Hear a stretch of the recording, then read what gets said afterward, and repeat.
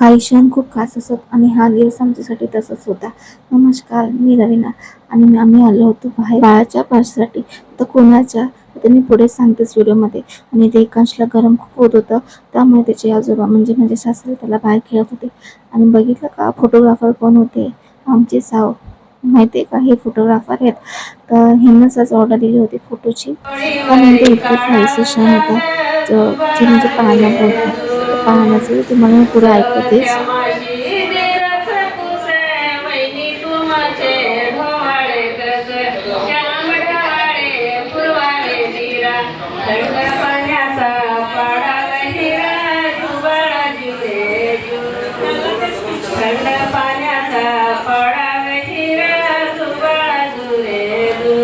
छान पाहणं बनून झाल्यावर इकडे तुम्हाला मी नाव दाखवते. ते नाव होतं बाळाचं अद्विका.